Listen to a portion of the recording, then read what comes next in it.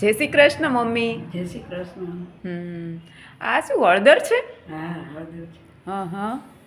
એટલે કે આમાં એવું કંઈક હોય ને કે નાના બાળકો પડી જાય ત્યારે હળદર લગાડીએ તો સારું થઈ જાય. કોઈ જગ્યાએ આપણને વાગ્યું હોય ચપ્પુ પડી ગયા હોય તો હળદર દબાવી દો એટલે લોહી બંધ થઈ જાય. હા હા, એટલે લોહી નીકળતું હોય બંધ થઈ જાય. તો બંધ થઈ જાય. બહુ સારું કામ આપે બહુ છે સારું હળદર. કામ આપે છે અને રૂચ પણ જલ્દી આવી જાય. બાળકોને. હા, બહુ ઇન્સ્ટન્ટ કોઈ બાળક પડી ગયું હોય તો આપણે તરત મોટાને કંઈક ચપ્પુ વાગી ગયું હા, હોય, વાગી ગયું તો હોય. આપણી માટે પણ સારું છે.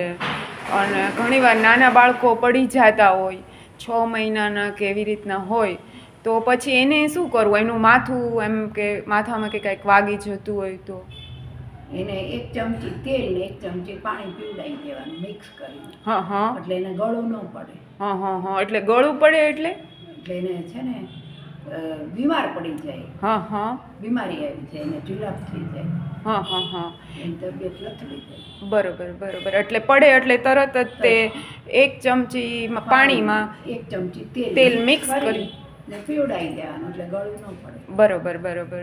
તો સરસ છે.